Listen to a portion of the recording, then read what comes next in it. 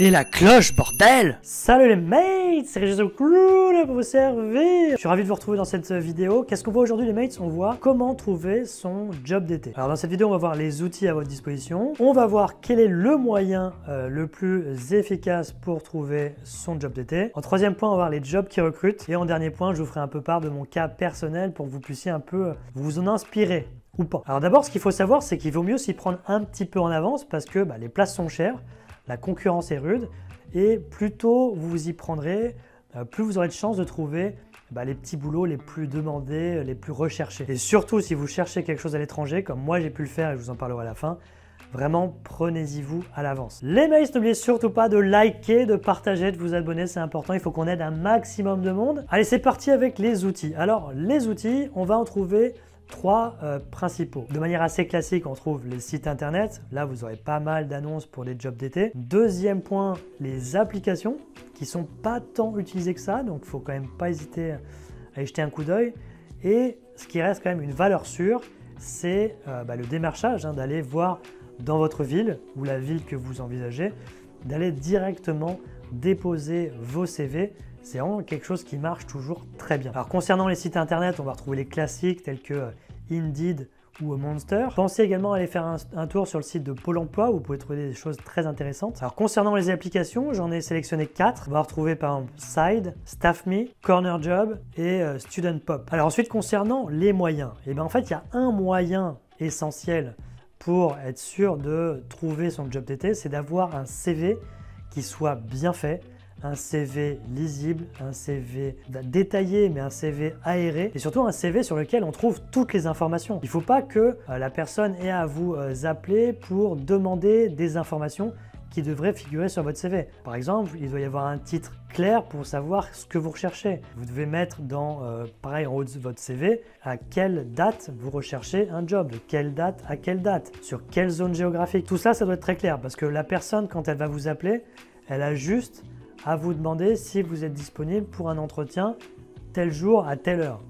Parce qu'elle est convaincue que de par votre CV, vous avez les compétences qui vont bien et elle a toutes les informations dont elle a besoin pour voir si vous êtes disponible sur la période en question. Alors maintenant, les jobs qui recrutent.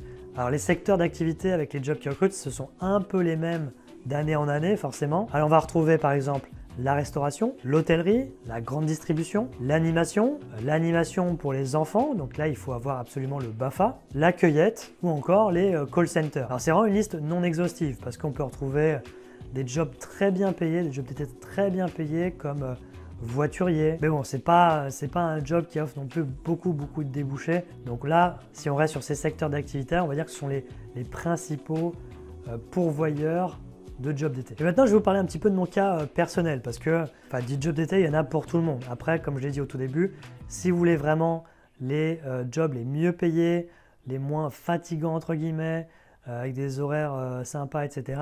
Là, c'est sûr qu'il faut s'y prendre à l'avance. Mais moi, par exemple, qu'est-ce que j'ai fait? J'ai fait serveur dans un restaurant à Versailles, pas très loin de chez moi, en Île-de-France. J'ai fait serveur, là, cette fois-ci, en Cornouailles, donc en Angleterre, le sud-ouest de l'Angleterre. Et j'étais serveur dans un restaurant gastronomique. Ça, c'est une super expérience. Mais ça, j'étais passé par un organisme pour le trouver. Donc ça, si vous voulez passer par un organisme, je vous mettrai le lien dans la description. Parce que là, c'était un organisme qui m'avait trouvé à la fois le petit boulot, donc serveur, et qui m'avait trouvé le logement sur place. Donc ça, c'était top. J'ai fait poissonnier dans une grande surface. Alors, j'y connaissais rien du tout. Je ne savais même pas vider un poisson. Mais voilà, il faut garder en tête que quand vous voulez faire un job d'été, forcément, ils savent que vous êtes là pour apprendre. Vous n'êtes pas avec 10 ans d'expérience dans tel ou tel domaine. Donc, ils vont vous former.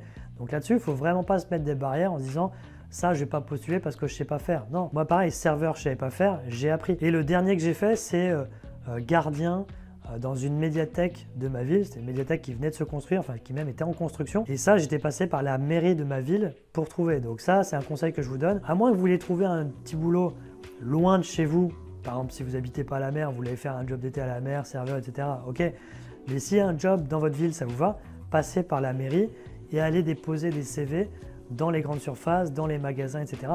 Et ça marche très bien parce qu'ils savent que vous habitez pas loin, vous ne mettrez pas trop de temps pour arriver, vous serez là à l'heure. Et ça rassure énormément les recruteurs pour trouver des étudiants pour les jobs d'été. Donc voilà les mails, les conseils que je voulais partager avec vous.